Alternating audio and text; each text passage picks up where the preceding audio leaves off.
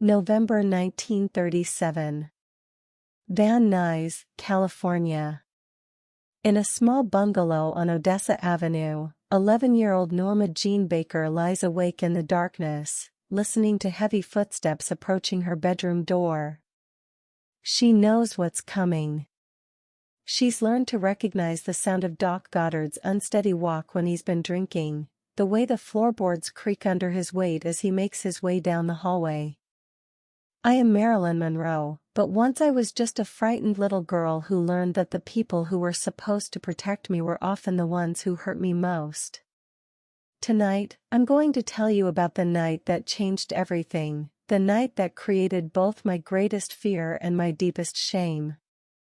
What Doc Goddard did to me in that dark bedroom wasn't just abuse.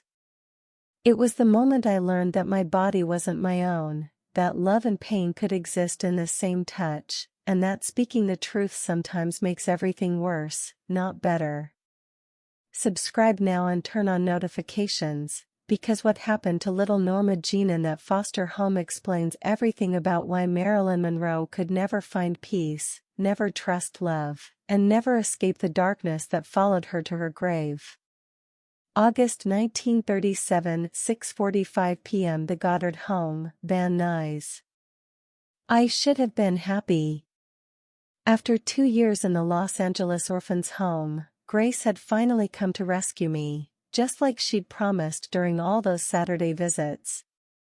"I'm going to fix things so you can come back where you belong," she'd whisper while we sat in dark movie theaters, watching Greta Garbo and Clark Gable on the big screen.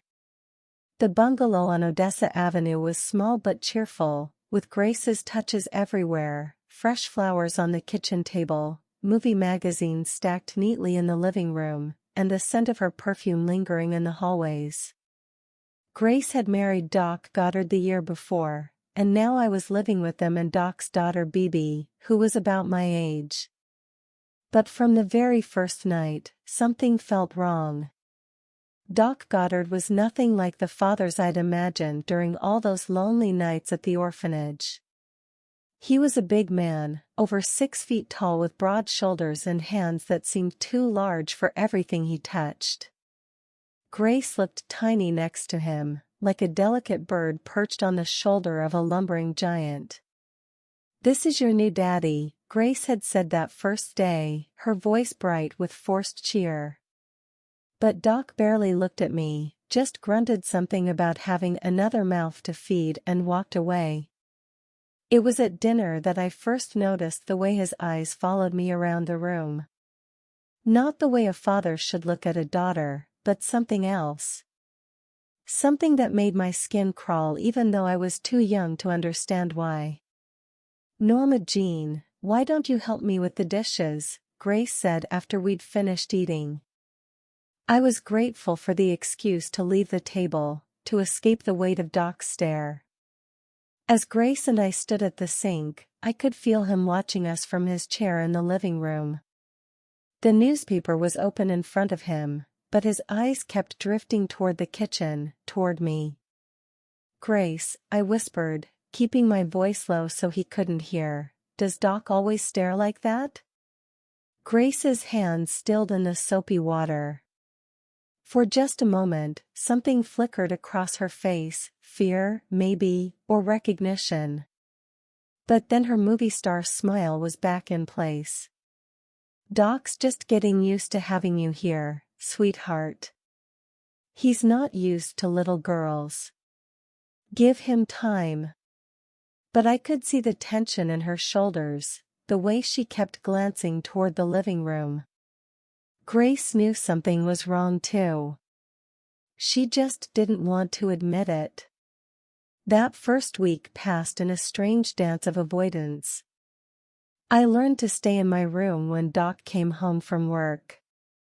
I learned to keep my eyes down during dinner. I learned to change into my nightgown only after I'd locked my bedroom door, though the old house didn't have locks on the interior doors.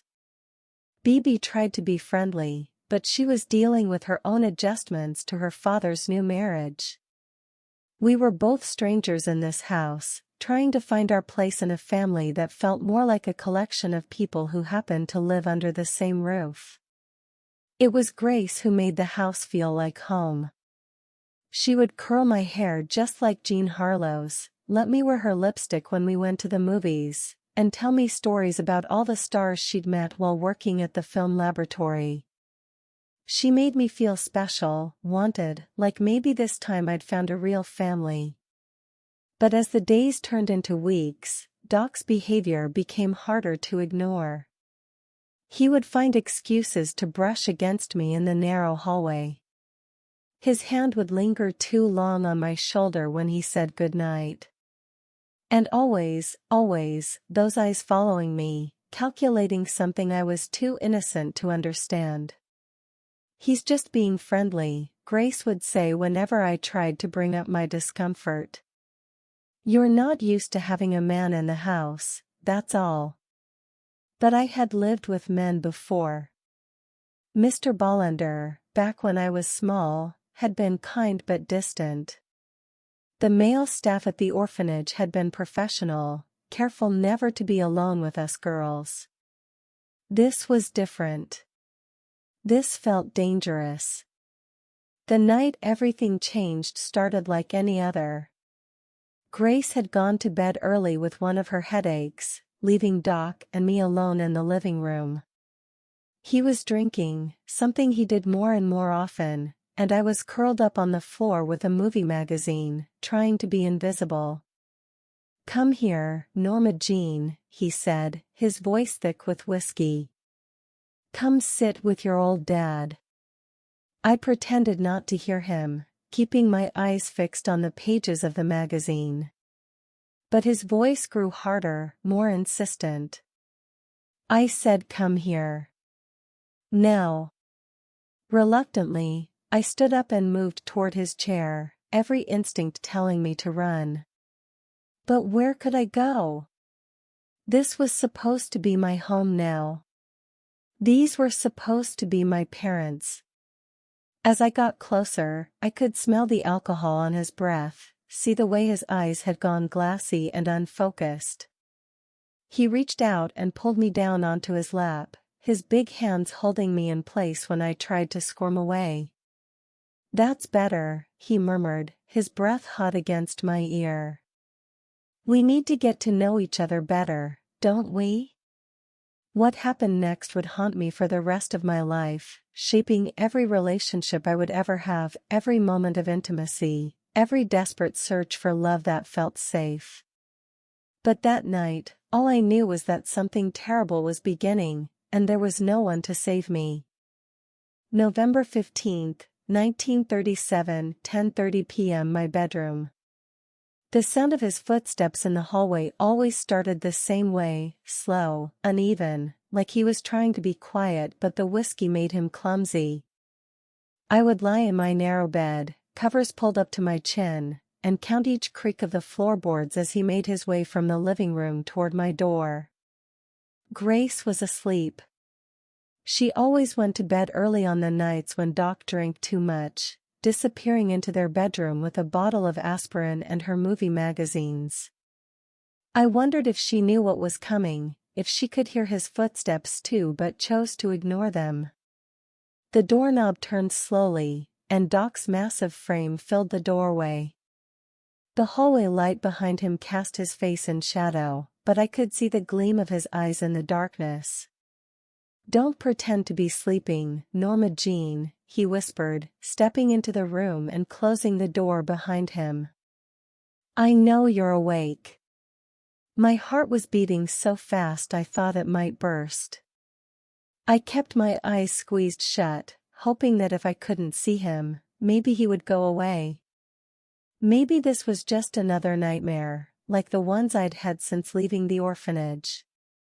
But then I felt the mattress sink under his weight as he sat on the edge of my bed, his hand reaching out to stroke my hair. "You're such a pretty little girl," he said, his voice thick and strange. "Do you know how pretty you are?" His fingers tangled in my hair, tugging gently at first, then more insistently when I tried to pull away. The smell of whiskey was overwhelming, mixed with something else, cologne, sweat, and something I couldn't name, but that made my stomach turn. "Please," I whispered, finally opening my eyes to look at him. "I want to go back to sleep." But he was already reaching for the covers, pulling them down despite my desperate attempts to hold on to them. His hands were everywhere, touching, grabbing, exploring places that made me want to disappear into myself. "This is what daddies and daughters do when they love each other very much," he said, his voice getting rougher as his hands grew bolder. "But it's our special secret, understand? You can't tell anyone, especially not Grace. It would hurt her feelings to know we have something special just between us." I wanted to scream, to fight, to run away, but I was just an 11-year-old girl and he was a full-grown man. All I could do was close my eyes and try to go somewhere else in my mind, the way I'd learned to do during the worst times at the orphanage. I thought about the movies Grace took me to see, about Greta Garbo's beautiful face on the screen, about the music that played during the romantic scenes. I tried to imagine I was anywhere else, on a movie set, in a beautiful dress, surrounded by people who would protect me. But his hands kept pulling me back to the ugly reality of that small bedroom, to the weight of his body and the sound of his breathing and the terrible things he whispered in my ear. "You like this, don't you?" he said, mistaking my frozen terror for acceptance. "Good girls always like it when their daddies show them how much they love them." When it was finally over, he sat on the edge of the bed for a long moment, straightening his clothes and trying to catch his breath. I lay perfectly still, afraid to move, afraid to breathe, afraid to do anything that might make him stay longer. "Remember," he said, standing up and looking down at me in the darkness, "this is our secret. If you tell anyone, Grace, or your friends at school, or anyone, they won't believe you. They'll think you're a bad girl who makes up stories.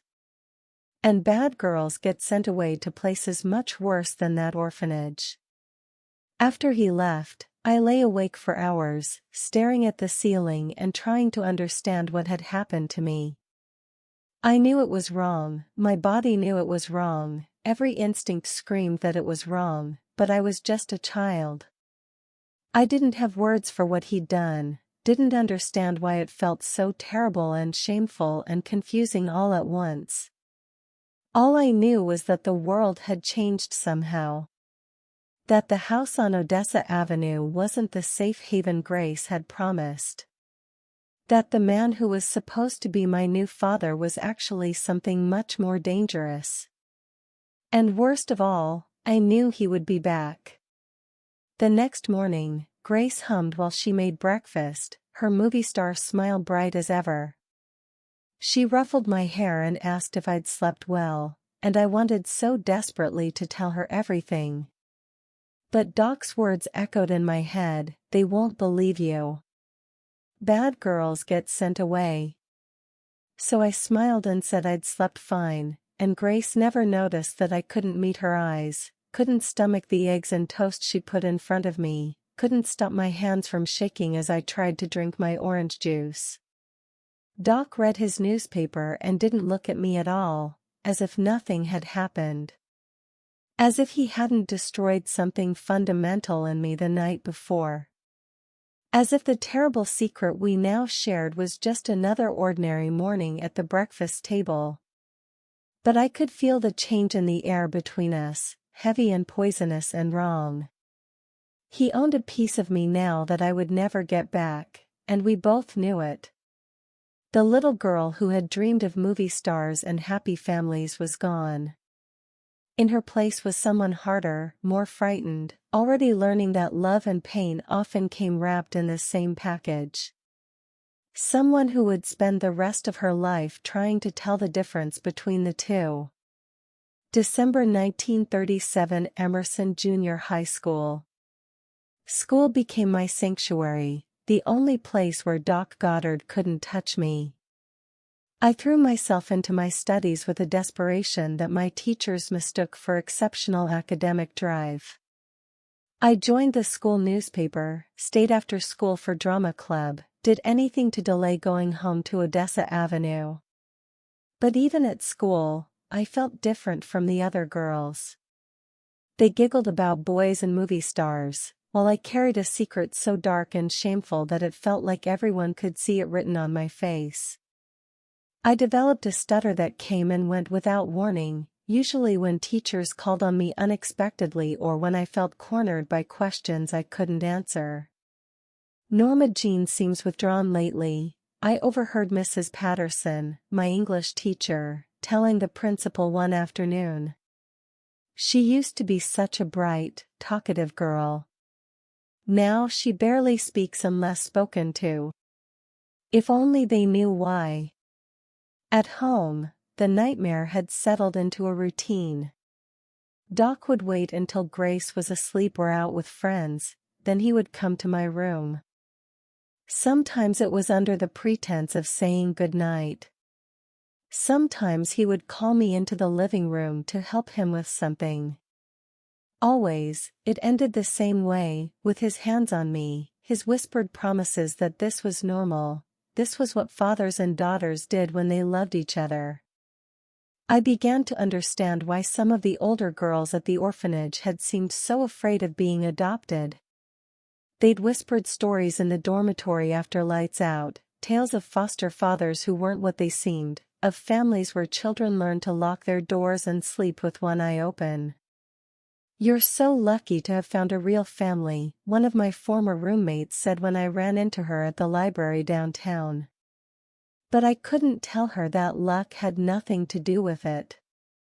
That families could be just as dangerous as orphanages, maybe more so because everyone expected you to be grateful.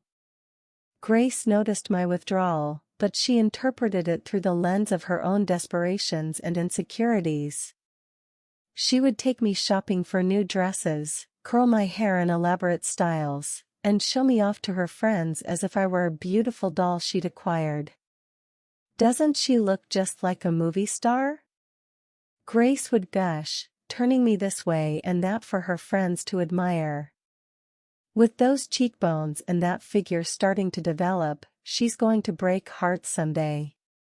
But when her friends left and we were alone, Grace would sometimes catch me staring into space with what she called my troubled look. "What's wrong, sweetheart?" she would ask, genuine concern in her voice. "You can tell Grace anything, you know that." And I would open my mouth, ready to spill everything, about Doc's night visits, about the things he did to me, about the way he made me promise to keep our special secret. But then I would hear his voice in my head, "They won't believe you.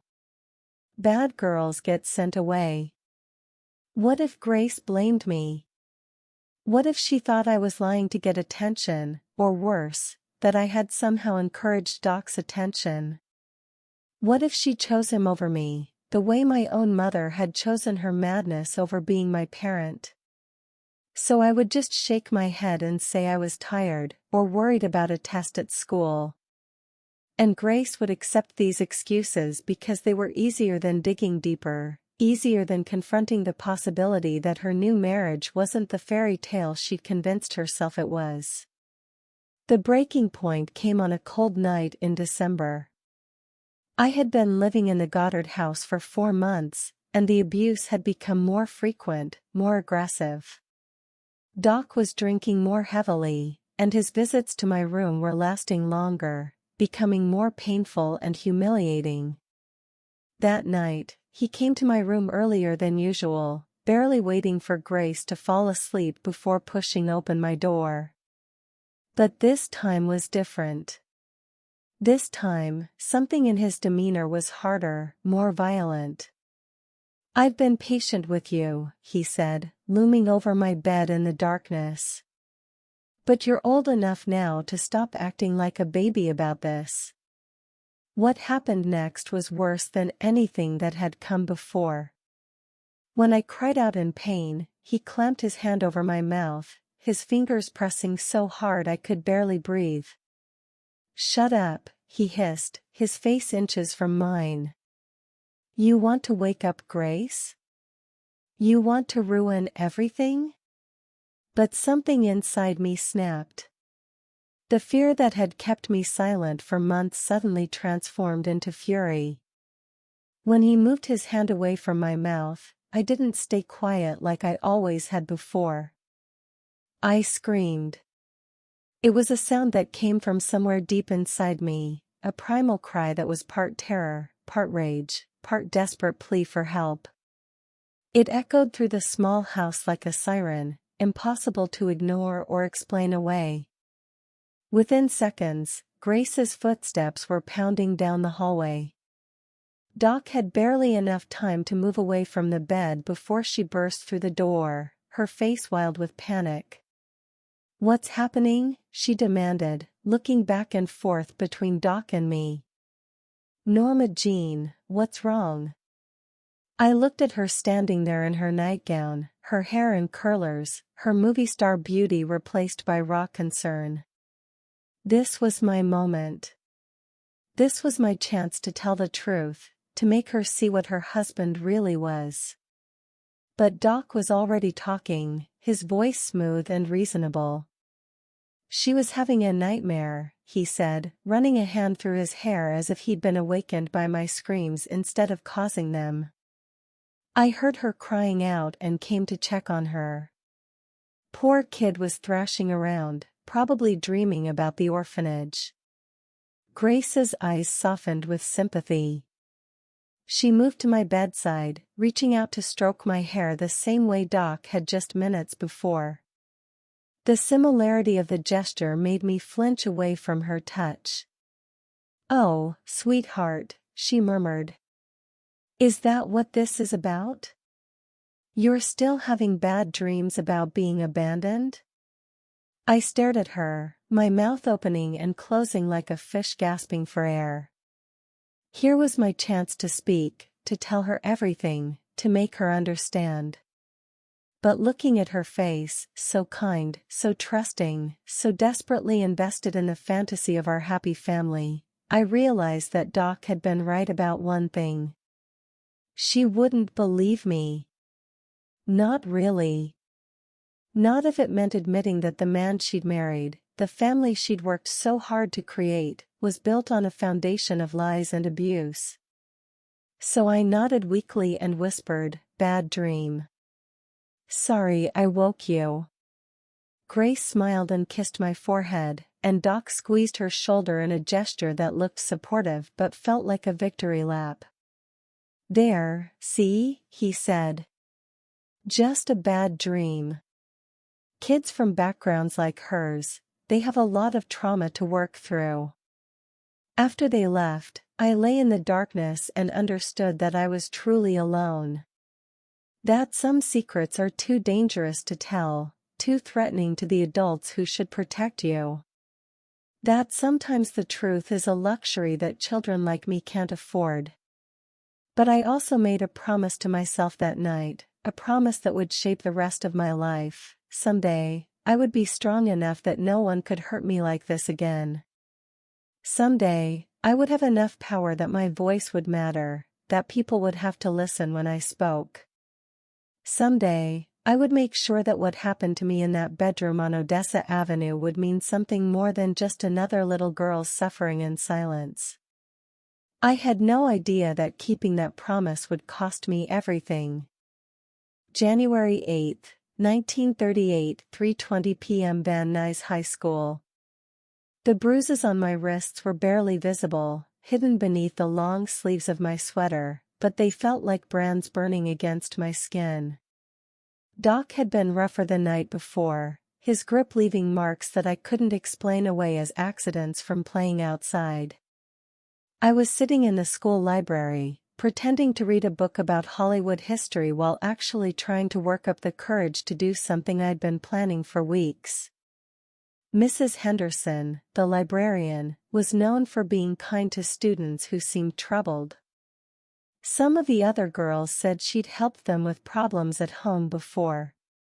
But every time I started to approach her desk, Doc's words would echo in my head, bad girls get sent away to places much worse than that orphanage.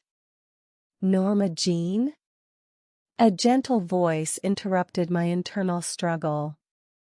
Are you all right, dear? You look pale.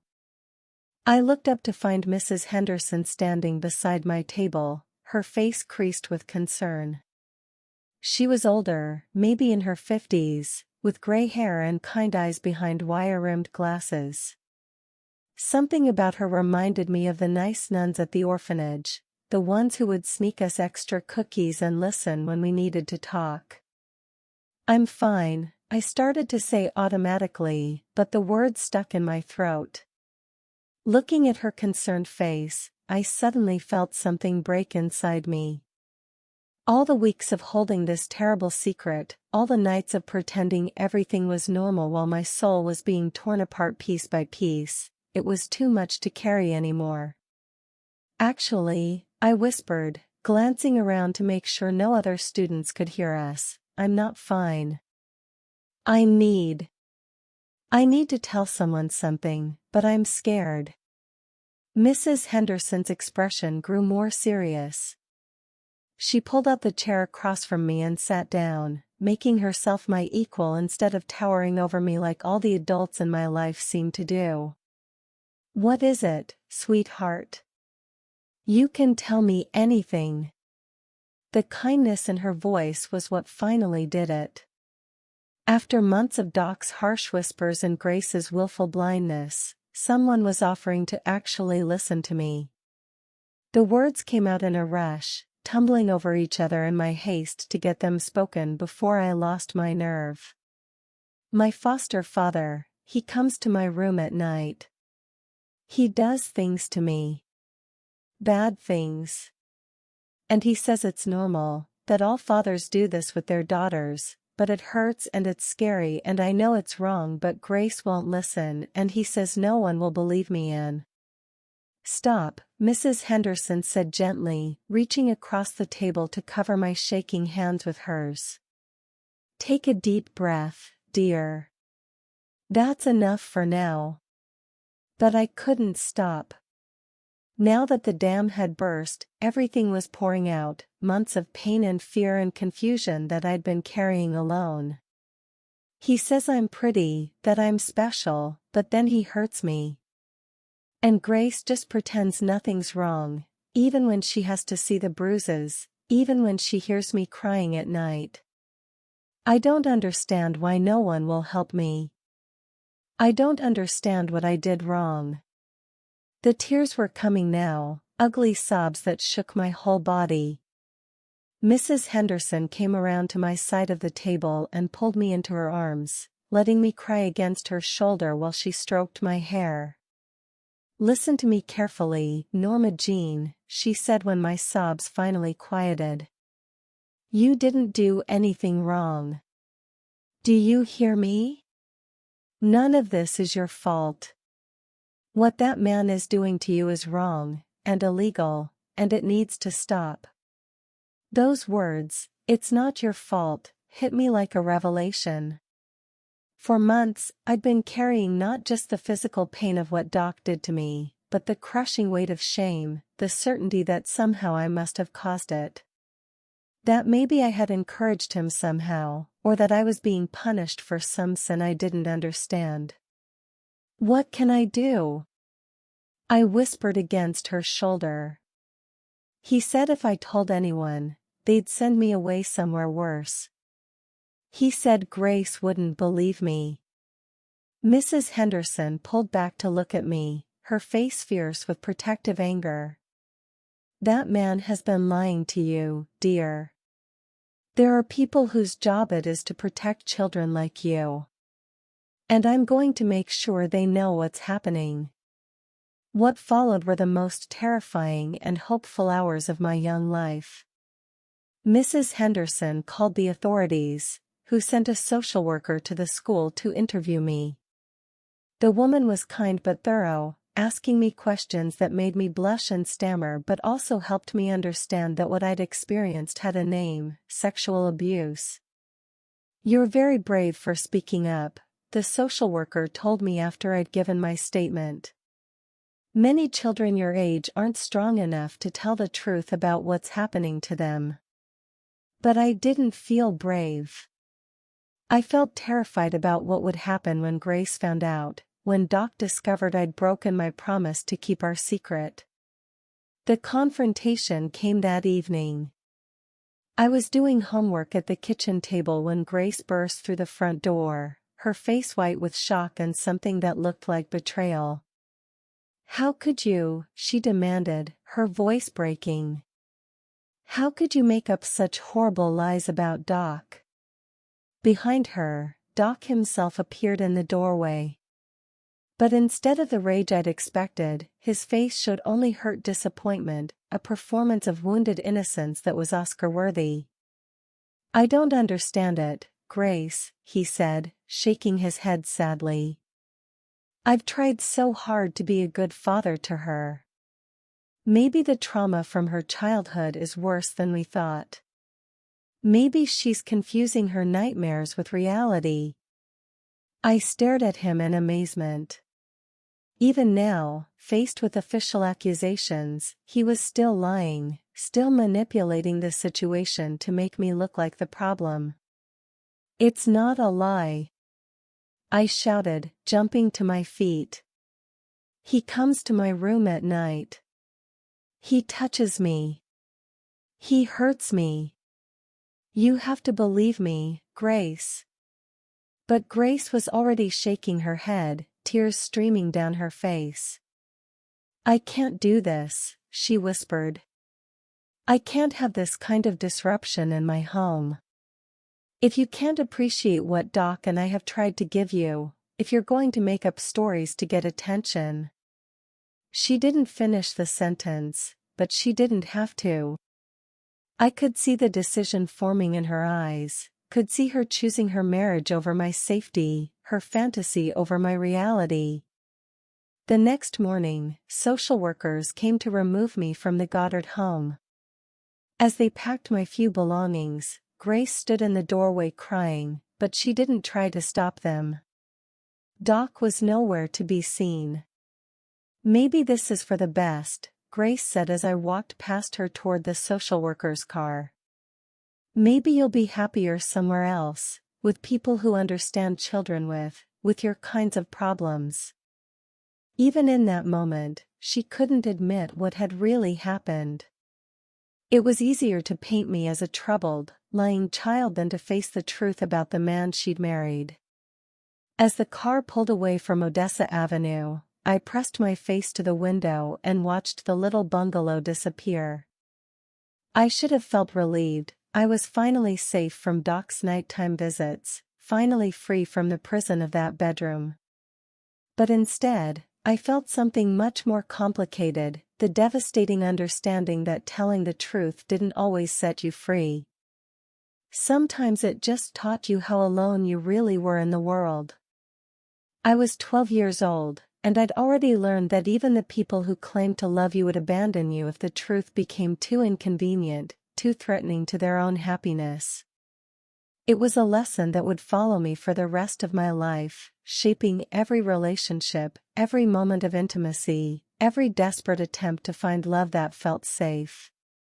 Because once you learn that speaking your truth can cost you everything, you start to wonder if silence might be the only protection you have left.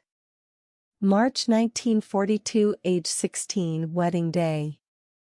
Standing in my simple white dress in the living room of Anna Lower's house, I should have felt like any other bride on her wedding day, nervous, excited, hopeful about the future.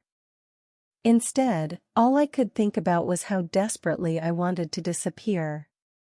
Jim Doherty looked handsome in his suit, 21 years old and steady in the way that should have made me feel safe. He was kind to me, patient with my silences and sudden flinches when he moved too quickly. But as we exchanged vows in front of a handful of witnesses, I felt like I was watching someone else's life unfold. Grace was there, of course. She'd orchestrated this whole arrangement when it became clear that her new job situation meant she couldn't take me with her to West Virginia. "Marriage will be good for you, Norma Jean," she'd said with that bright, determined smile I'd come to recognize as her way of convincing herself that her decisions were right. "Jim's a good boy from a good family. He'll take care of you." What she didn't say, what none of them said, was that marriage was simply the most convenient way to dispose of me. At 16, I was too old for easy foster placement and too young to live on my own. A husband solved everyone's problems except mine. As Jim slipped the simple gold band onto my finger, I wondered if he had any idea what he was really getting. Did he know that I woke up screaming some nights, trapped in nightmares where Doc Goddard's hands were reaching for me in the darkness? Did he understand that I'd never been on a real date, never been kissed by a boy my own age, never had the chance to learn what normal intimacy felt like? "You may kiss the bride," the minister said, and Jim leaned down to press his lips to mine. The kiss was gentle, sweet, nothing like the violent grabbing I'd experienced in that bedroom on Odessa Avenue. But still, I had to fight every instinct that told me to push him away, to run, to hide. This was my husband now. This was supposed to be different. This was supposed to be love. But that first night, lying in the bed we were expected to share, I understood that all the good intentions in the world couldn't undo what had been done to me. When Jim reached for me with tenderness and desire, my body betrayed me completely. I went rigid, my breath coming in short, panicked gasps, my skin crawling with phantom memories of other hands, other nights. "Hey, it's okay," Jim whispered, pulling back immediately when he felt my reaction. "We don't have to do anything tonight. There's no rush." His kindness only made it worse somehow. Here was a man who actually cared about my comfort, who wanted to make me happy, and I couldn't even receive his love without my past poisoning everything between us. Night after night, we tried to build something normal, something intimate. Jim was patient beyond belief, but I could see the confusion and hurt in his eyes when I couldn't respond the way a wife should. How could I explain that every touch, no matter how loving, reminded me of being powerless? That intimacy and fear had become so tangled in my mind that I couldn't tell them apart anymore? "Maybe it's just nerves," he would say, stroking my hair while I curled into a ball beside him. "Maybe it takes time to get used to being married." But I knew it wasn't nerves. It was the weight of Doc Goddard's body pressing me into that narrow bed. It was his whispered lies about what fathers and daughters do when they love each other. It was the crushing realization that Grace had chosen him over me, that my truth had been too dangerous for anyone to bear. During the day, I tried to be a good wife. I cooked Jim's favorite meals, kept the small apartment clean, and smiled when his friends came over. But inside, I was still that 11-year-old girl hiding under the covers, waiting for footsteps in the hallway. The marriage lasted 4 years, but it felt like a lifetime. Jim tried everything: flowers, romantic dinners, gentle patience, but nothing could bridge the chasm that Doc Goddard had carved into my soul. When Jim left for the Pacific with the Merchant Marine in 1944, I felt guilty about the relief that washed over me. It was while he was away that I discovered modeling, discovered that my face and body, the same body that had been violated and shamed, could be transformed into something beautiful, something valuable. When the photographer at the munitions factory first approached me, I was terrified. But standing in front of his camera, I found something I'd never experienced before: control. For the first time since that night in the Goddard house, I had power over how men looked at me. Through the lens, I could be anyone I wanted to be. I could be confident, seductive, untouchable. I could transform my pain into something that looked like pleasure, my vulnerability into what appeared to be strength. "You're a natural," the photographer told me after my first shoot. "You have something special, a quality that makes people want to keep looking." What he didn't know was that the quality he saw was dissociation, the same skill I'd developed as a child to survive Doc's abuse. The ability to separate my mind from my body, to perform beauty while hiding the broken parts inside. When Jim returned from overseas, I had already become someone else. Norma Jean Baker was disappearing, replaced by this new creation who could make men want her without ever having to let them truly touch her. "I don't understand what's happened to you," Jim said one evening, looking at the modeling pictures scattered across our kitchen table. "These aren't you. This isn't the girl I married." He was right. The girl he'd married was a frightened child trying to play house. The woman looking back at him from those photographs was something else entirely, a carefully constructed fantasy designed to hide the damage underneath. When I asked for a divorce in 1946, Jim's face crumpled with a pain that reminded me of Grace's tears the night I'd been taken from the Goddard house. Another person who'd tried to love me, another person I'd failed because I couldn't separate love from the violence that had been done to me. "Is there someone else?" he asked, and I almost laughed at the question. How could I explain that there wasn't someone else? There was everyone else. That in becoming Marilyn Monroe, I'd found a way to be desired by millions while never having to risk being truly known by anyone? "There's no one else, Jim," I told him, and it was the truth. There's just me, and I need to figure out who that is." What I couldn't tell him was that I was still that scared little girl from the house on Odessa Avenue, still carrying Doc Goddard's poison in my veins. That every night when I lay down to sleep, I still listened for footsteps in the hallway. That the woman the world would come to know as Marilyn Monroe was really just an elaborate costume designed to hide a child who'd never learned the difference between love and pain. The success that followed, the movies, the fame, the worship of millions, all of it was built on the foundation of that first betrayal, that first understanding that my body belonged to whoever was strong enough to take it. Every role I played, every photograph I posed for, every breathless performance of sexuality was just a more sophisticated version of what I'd learned in that dark bedroom. That survival meant giving men what they wanted while keeping your real self locked away where they couldn't touch it.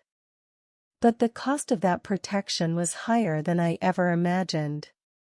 Because when you spend your life performing love instead of feeling it, you forget that there's a difference.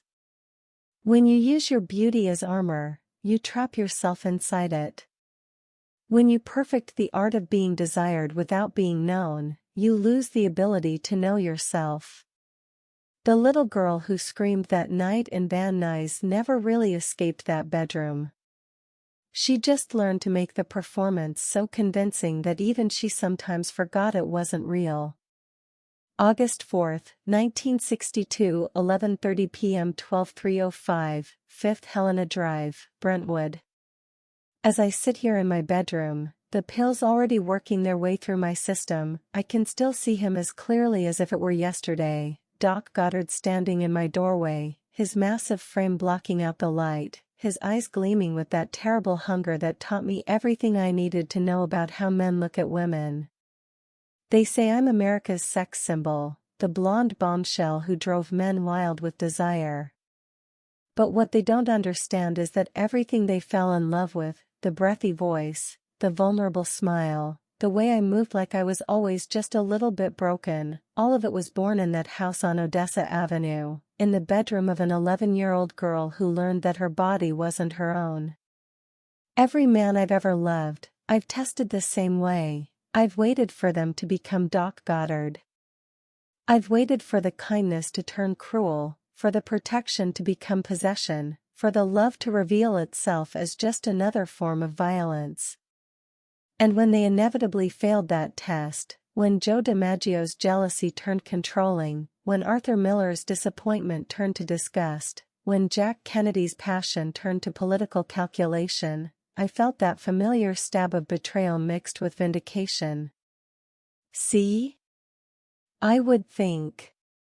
They're all the same in the end.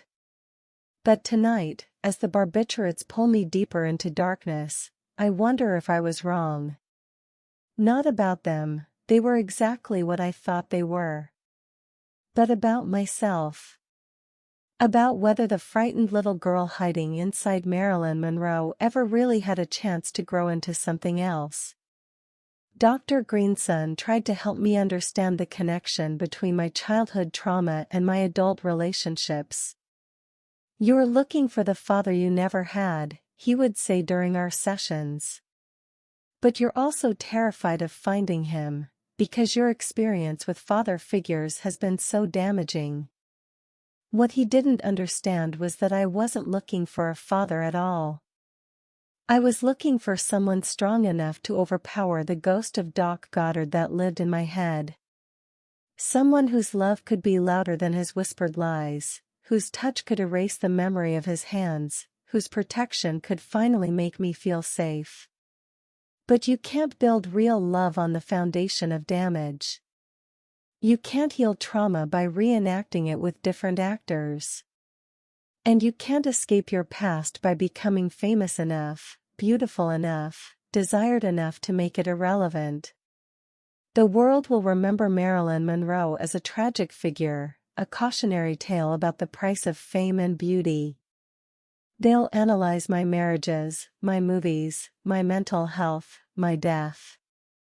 But they'll never know the real story, that it all started with a little girl who screamed for help and learned that sometimes the truth is too dangerous for anyone to hear. Doc Goddard died in 1972, 10 years after me, in a car accident with his fourth wife. I read about it in whatever realm exists between life and death, and I felt nothing. No satisfaction, no closure, no sense of justice finally served. He was just a man who made terrible choices, who hurt a child because he could, who taught me that the people who should protect you are often the ones who hurt you most. Grace died in 1953, just as my career was taking off. A drug overdose, they said, though whether it was intentional or accidental, no one knew for sure. I wasn't surprised. Grace spent her whole life trying to create perfect families, perfect love stories, perfect endings. The weight of all that fiction must have become unbearable eventually. I never blamed her, not really. She was as trapped in her own damage as I was in mine. Her childhood had been just as unstable, just as full of abandonment and disappointment. When she chose Doc over me, she wasn't choosing his word over mine, she was choosing the fantasy of family over the reality of its destruction. But the cost of her choice was a little girl's innocence, and that's a debt that can never be repaid. If you're reading this, if somehow this story has survived when I didn't, then maybe it can mean something. Maybe some little girl who's lying awake tonight, listening for footsteps in the hallway, will know that she's not alone.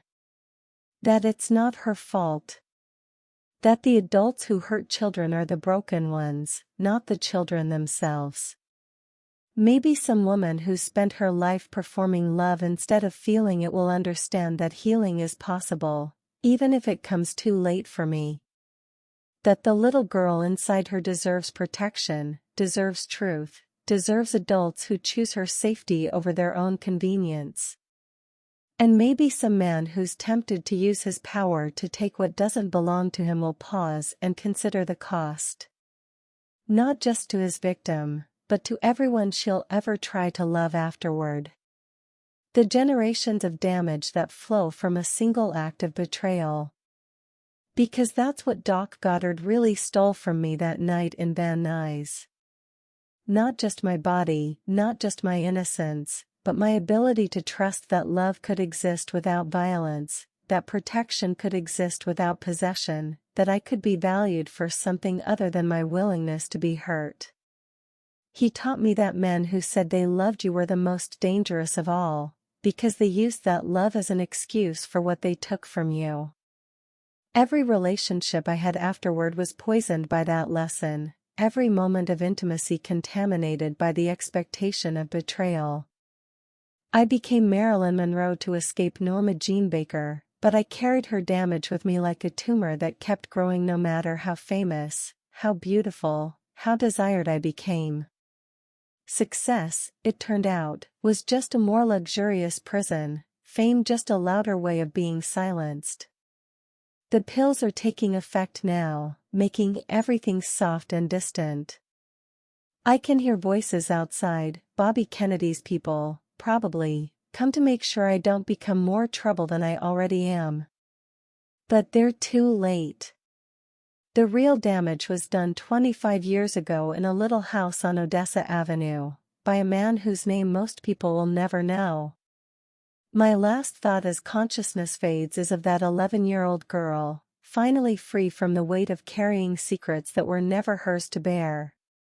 Finally able to rest without listening for footsteps, to sleep without fear, to exist without performing. Maybe that's what death really is, not an ending, but a return to who we were before the world taught us we weren't safe. Maybe that little girl and I can finally be the same person again. This account is based on documented reports of sexual abuse that Marilyn Monroe experienced during her childhood in foster care, as reported in multiple biographies and her own statements to journalists and psychiatrists.